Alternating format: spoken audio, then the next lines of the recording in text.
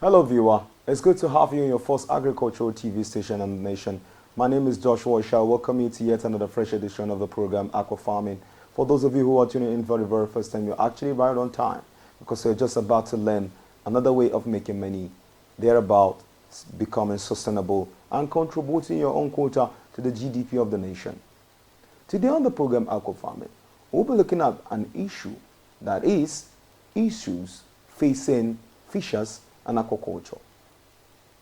Fishermen, or rather fisheries in general, has been hitting the rocks over the years as a result of some problems that has bedeviled the sector and thereabout giving it a hold in the growth of the system. And today on the program, we'll be diving into these very issues so we can bring it to your forefront and thereabout bring in the lasting solutions that will end the menace of such issues. So stay back and take a look. Fishing at sea is the most dangerous occupation in the world. The data gathered from countries that keep accurate records shows that occupational fatalities in those countries' fishing industry far exceed the overall national averages. For example, in the United States, the fatality rate among fishers is 25 to 30 times the national average. In Italy, it is more than 21 times the national average. And in Austria, it is 143 per 10,000 compared with the average of 8.1% 100,000. However, very few countries are able to supply these data, although the members of the International Maritime Organization agree that the collection and analysis of statistical information and casualties, including fishing vessels and fishes, should be prepared on the annual basis. They acknowledged in 1999 that there had been only a very limited response to their appeal. It seems plausible that the fertility rate in countries for which information is not available might be higher than it is in those that do keep records. Thus, the International Labour Organization estimates of 24,000 fatalities worldwide per year may be considerably lower than the true figure of 36 million people engaged in fishing and fish farming. FAO estimates that roughly 15 million fishers are employed aboard decked for undecked fishing vessels operating in marine capture fisheries, and that more than 90% of these fishers are working on vessels that are less than 24 m in length. The consequences of loss of life fall heavily on dependents in developing countries. The consequences can be devastating. Widows have a low social standing, there is no welfare state to support bereaved families, and lacking an alternative sources of income, widows and children may face destitution of peculiar concern. And the report from Fishing Administration and Fisheries Organization indicating that fertility rates are increasing in the artisanal sector of developing countries. In most cases, the increase in fatalities can be tracked back to changes in the basic nature of fishing operations, overexploitation of coastal resources, advances in vessels and fishing technologies including motorization and new types of fishing gear, lack of training, experience and skills, commercial pressure, and new fisheries management regimes. Where inshore resources have been overexploited, fisheries are often opting to work farther away from shore, sometimes for extended period in fishing craft that are based on designs for inshore fishing, which is limited to daily operations. So, such vessels are often built by untrained builder who copy traditional and imported craft and cost-cutting practices, and the builder's lack of experience result in vessels that are unsound. Frequently, they do not comply with national regulation. Furthermore, older generations have no experience of fishing offshore, so there is a lack of traditional knowledge for today's crews about such essential issues as navigation, weather forecasting, communications, living habits during extended periods at sea, several days instead of only one, and the vital culture of safety at sea. The problem is compounded by fishing being a potential source of income for casual workers and the landless or unemployed. The fishing industry frequently provides employment for those who have no hope of an alternative source of income. International voluntary guidelines do not have much effect on artisanal fisheries, largely because standards are directed towards decked vessels of more than 12 meters.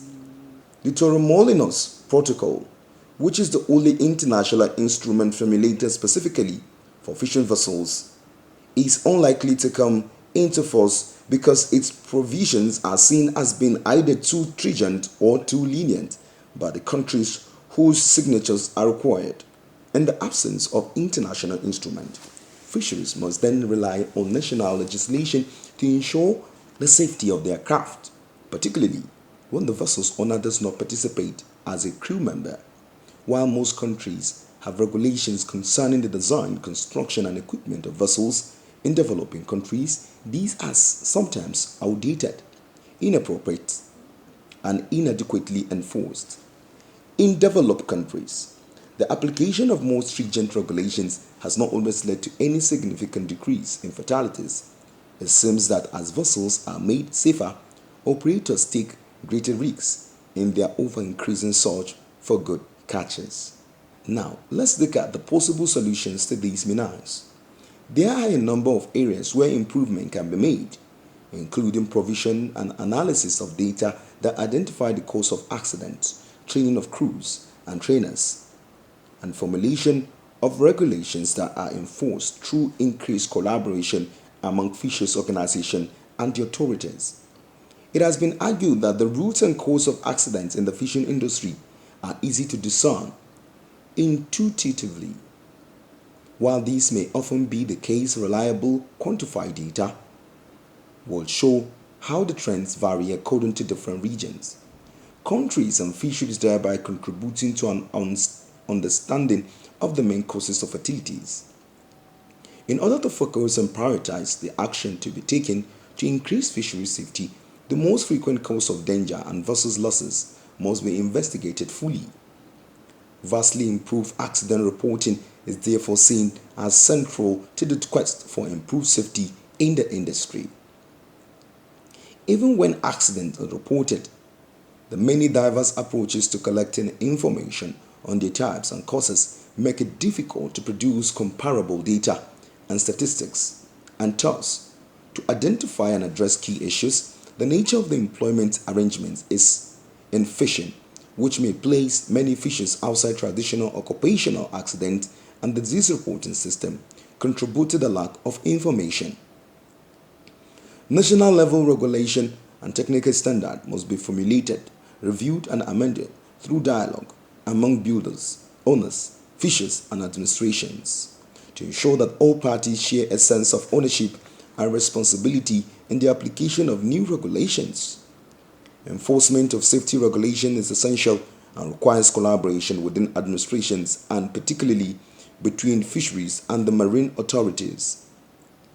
However, very few of the individual inspectors attached to fisheries divisions have a background in boat building, marine engineering, or naval architecture, nor have they received any training in how to conduct conditional surveys of vessels at the level normally required for classification or insurance purposes. Thus, while part of the solution may lie in regulating the quality standard to which boats are constructed and equipped, attention must also be paid to the necessary skills of the enforcers. The training of fisheries is clearly one means of channeling the results of lessons learned from the analysis of improved data. Historically, the training of fishers has been limited to skippers, maids, and engineers in developed countries. The British Maritime Shipping Act provided the basis for regulations that cover most of the Commonwealth, including India, Australia, and Canada.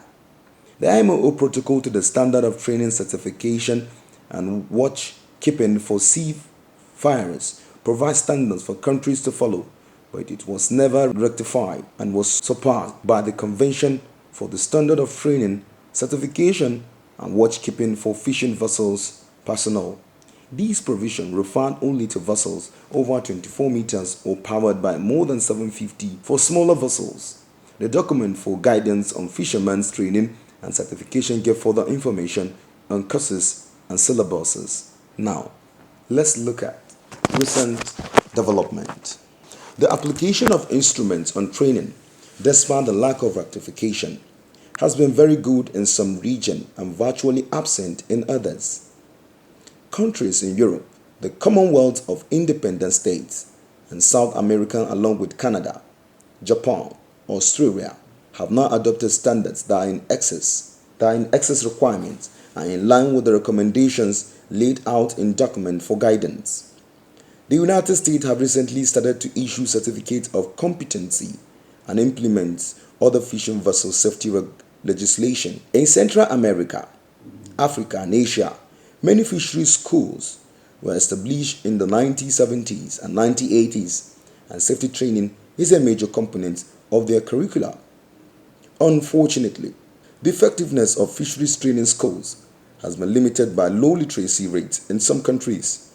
In many others, the low status attached to fisheries occupations has resulted in them attracting a high percentage of illiterate workers. Literate individuals with fisheries qualification have been regarded as potential government employees rather than recruits to the fishing industry. Some training centers have opted to train trainers in order to produce extension agents who can disseminate the training to large numbers of artisanal fisheries at the village level. But it will appear that the wide disparity in training provision among countries is paralleled by disparities in safety legislation and the compilation of accident statistics. Recent developments have seen a shift in the formal training of fisheries from academic to functional training. Such training means that lecturers and examiners take two. Recently, developments have seen a shift in the formal training of fishers from academic to functional training. Such training means that lecturers and examiners must have mastered the skills required in order to teach and examine the candidates. Increasingly, administrations require that entrants into the fishing industry should complete a pre-sea training course in basic safety training, first aid, survival at sea, and firefighting. Owners and skippers are being encouraged to think safety by compiling safety management reports in which they list the main hazards on board their particular vessel and identifying precautions and procedures to minimize the potential effect of such hazards. A substantial report entitled Safety and Health in the Fishing Industry was prepared by the International Labour Office as the basis for discussions at the tripartite meeting on safety and health in the fishing industry, held in Geneva in December 1999.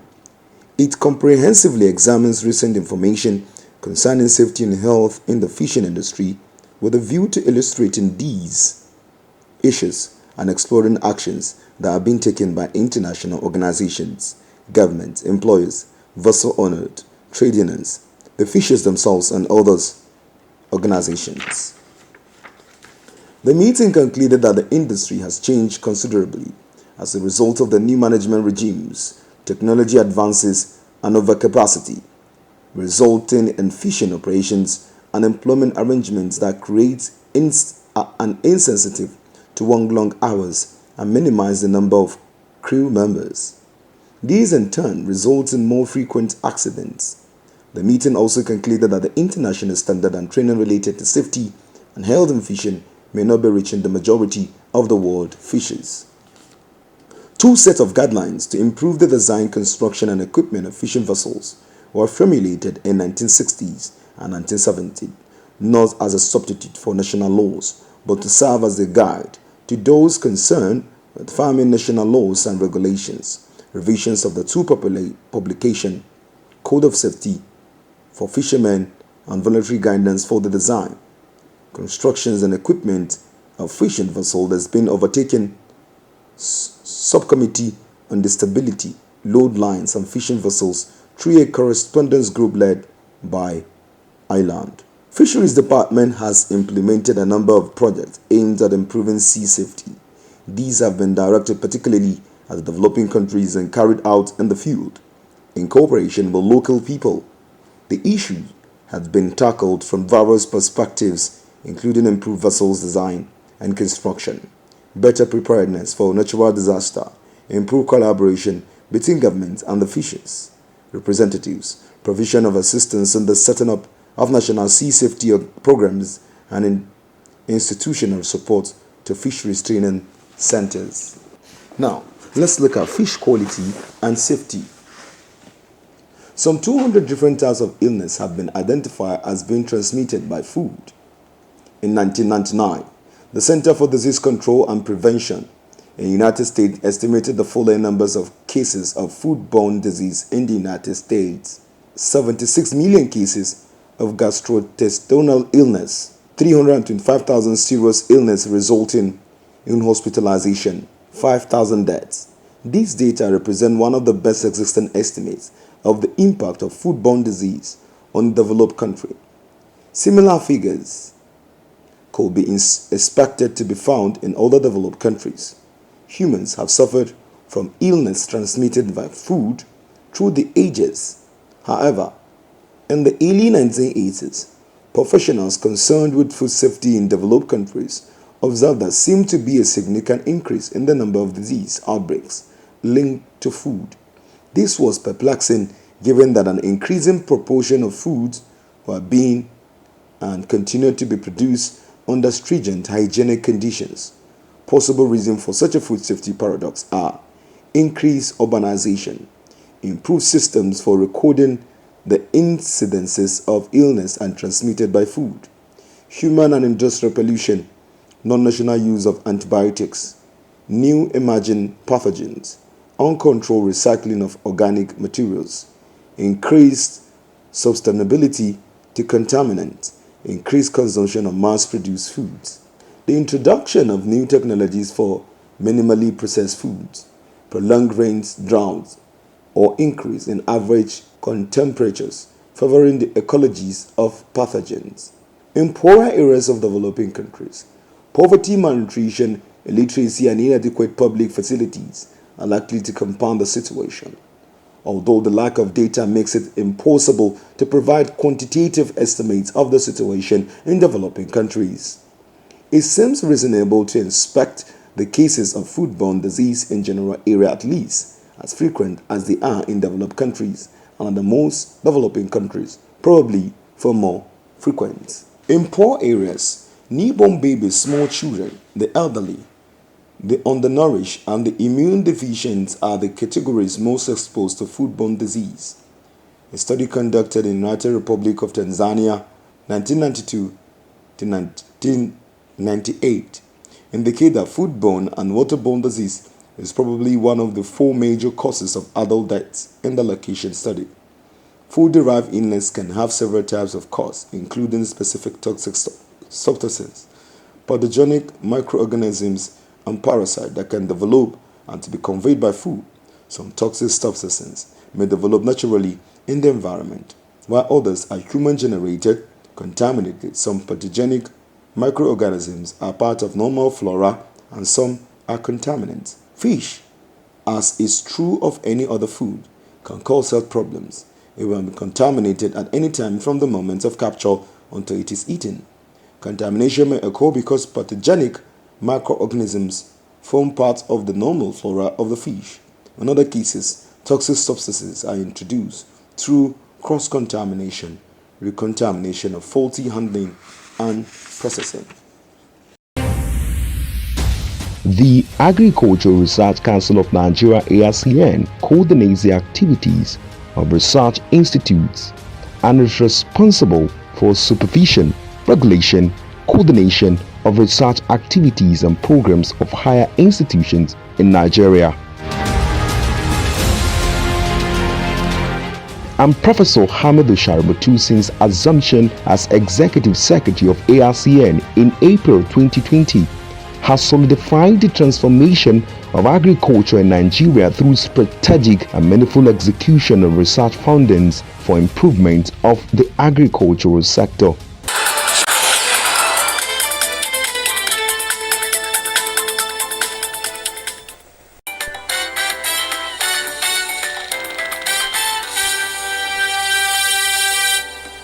The rubber tree has 2 major outputs that are useful in the industrial sector as well as other uses. These include the white liquid substance tapped from the rubber tree, which is called latex, and the rubber seeds that are produced from the rubber trees. After the liquid is tapped from the rubber, it can be sold in its liquid form or processed into rubber sheet. To achieve standard of processing of rubber liquid into a more profitable form, the Rubber Research Institute of Nigeria has a rubber latex processing section.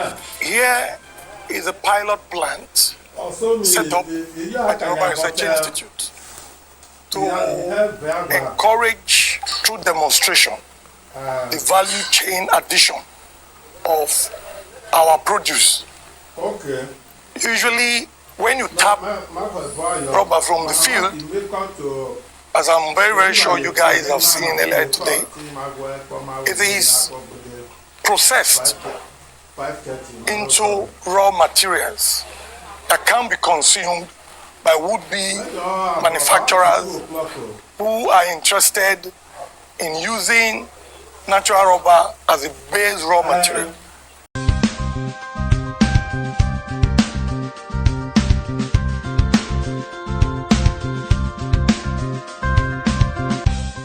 For grains, we have the parabolic solar dryers. These are specialized solar dryers used for drying agricultural produce such as whole grains, yam and cassava chips, fruits and vegetables more efficiently. It is made of a special material that concentrates the rays of the sun within the enclosure while eliminating harmful ultraviolet radiation. Products dried are free from contaminants and are hygienic. The parabolic shaped solar dryer is a need-based technology because virtually when we travel all over the country, you will see by the roadside, you see people drying all sorts of agricultural produce. Some spread their own on bare ground, and by the time the vehicles are moving, the dust stay on the products. The reptiles will come, they will eat whatever they can eat, drop their feces and their urine on it, and the owner comes in the evening to pack everything together and still eat that product. And the product has been contaminated, and we feel this is not right, and it is part of our mandate to make sure that we set it right, and that was what led to this, so that we can solve this problem at the grassroots level. Instead of drying by the roadside, drying on just bare ground in their villages, when they have this as a drying center, everybody in the community can bring their product there, spread on the tray, and they get it dry under hygienic condition that is covered. And the dryer also have another property to screen the ultraviolet ray of the sun, which is also can cause hazard to human health.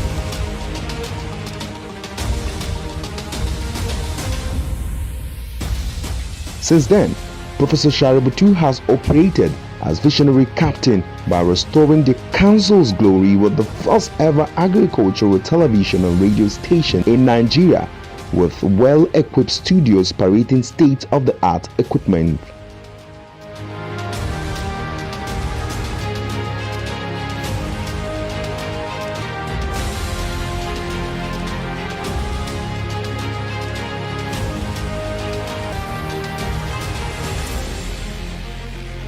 The Agricultural Research Council of Nigeria also has a brand new electronic library to further promote research and visualizations of deep thoughts on agricultural development in Nigeria.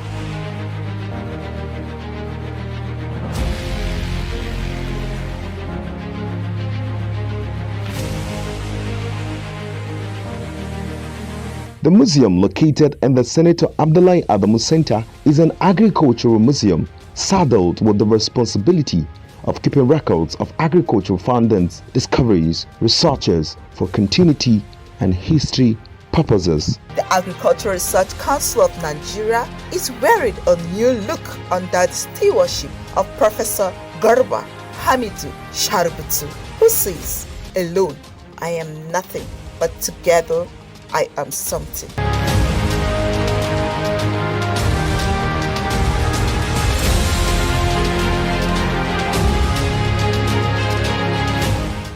ARCN, promoting agriculture.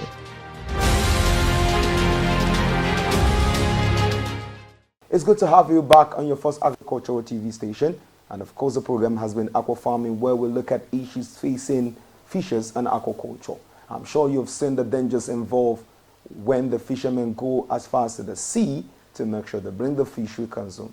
On behalf of the crew members who made the program possible, my name remains Joshua Ishaya. Bye for now.